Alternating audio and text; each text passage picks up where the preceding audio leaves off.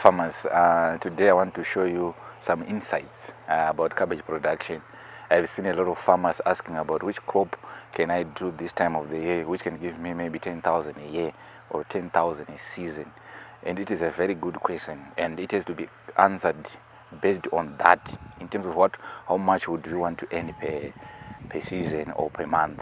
So right now I want to show you some of the steps that you can also take into consideration before you start to invest into a certain crop. The first thing, which is very important, is market analysis. You need to understand where exactly you are going to sell the product and what quantities are required. Just yesterday I was discussing with another farmer who wanted to do tomato. No, I want to do tomato. I know it's a good crop that can give me much returns. So I encourage them that they need to understand which market do they need to save.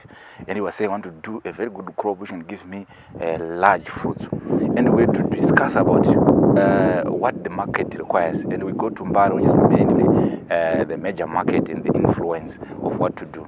And if you get some insights about their requirements, you'll be able to understand exactly the type of fruit that they need. In most cases, they need medium-sized fruits because they are serving the fresh market. No one would need a tomato which can be used to prepare maybe a dish, maybe 4 times to cut the tomato to prepare your dishes. You wouldn't want that. You need just one tomato, you save one dish, then you are done, you go to the other one. Same applies with the onion. They need medium-sized so that you don't keep on cutting it, then you put in the fridge, you cut it, you put in the fridge, and now look at what is happening in terms of electricity. So you need to be very sure about what is required. Then we go to the quantities. What quantities are required? Do you know if you do cabbage in Zimbabwe, you can do 5 hectares and you'll be able to deliver all of them to the market? But do you think you can do the same to maybe you can take off beetroot? You can't do 10 hectares of beetroot. Where are you going to sell it and what time of the year? But if you do 1 hectare, 0.5 hectares, same applies with the broccoli. Even those who are doing for export, they have to consider that what quantity should I do so that you don't have problems. But most importantly is the issue of this creating blocks so that you can do your crops in cycles. We've always been discussing about why is it important to have different cycles of a crop. Maybe you're just doing cabbage, but you have 3 cycles. The other one is at planting, the other one is at growth, and the other one is at harvesting. It doesn't help you only in terms of securing the market, in terms of consistency.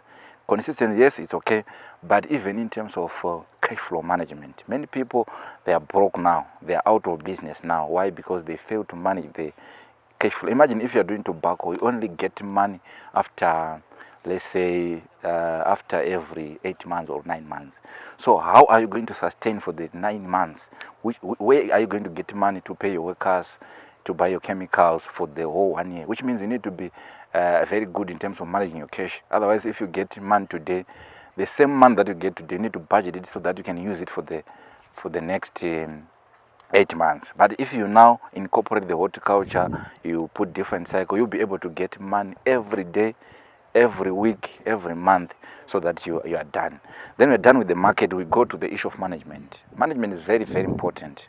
If you are to do cabbage, for example, if you look at the field on my background, it's a 5 hectare field which is irrigated by using the sprinkler, which is an overhead.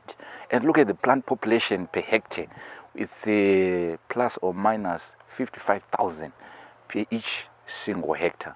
But if you are to do yourself, you are told to do 33,000. Why? Because the drip irrigation, which is mostly used, it's 1 meter in terms of in the row, then 30 centimeters, then you get 33,000. And what are you producing? You're producing very large heads. And who need those large heads? Probably those who are doing processing or those who are preparing dishes for large families or maybe canteens. They need large heads. But if you are focusing on the fresh market, they need medium-sized cabbages. So how are you going to attain that if you are putting 33,000? Because your cabbage has got more space to expand. And if you put more fertilizer, it means you're going to produce very large heads. But most importantly, you play around your plant population. You put it at around 50,000. Or maybe if you are worried about how you're going to manage, you can put it at least at 45 around there. It will be better. You produce medium-sized. Then from there, you're now managing in terms of your scouting. You identify pest and disease before they reach the maximum threshold. then you'll be able to say, no, I need to spray this chemical. And don't just spray like you are playing around your field. No, you have to make sure that which pest are you trying to avoid, which pest are you trying to prevent. If you do so, you'll be able to produce a very healthy crop. And normally we talk about 60% informed. It's very important to attain those figures. How do you manage it? Through your fertilizer, through your spraying, even through irrigation, because we would want to minimize the losses. Then at least to attain 85% success rate, you will be able to get at least 10,000 a hectare.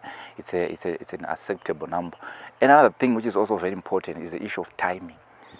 When are you going to plant? It's not like if you know that you do cabbage in winter, then you just say I want to plant it. How is the market now?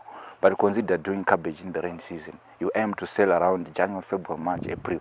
That market is very good. Previously, when I checked, one head of cabbage was being sold at around 75 cents, 50 cents, depending on the size. And that's the wholesale price. Then if you are now going to the market, you are buying it at 80 cents, 90 cents, dollar. But now, the season that we are going in 1 month or in 2 months, you'll be able to buy cabbage at $4, $4 for 3. And who is going to be celebrating now is the farmer who was able to manage their yield very well, who managed to put large plant population. Because if you are selling $4 for 4 or even $4 for 5, and you have your 60,000 heads ready per hectare, at least you'll be able to generate something like 10,000. And it can only differ maybe with 2,000, 3,000 from a good season. It's how you manage your crop. So it is very important to manage all those things. Thank you very much for watching this video. Let's meet on the next episode. Thank you.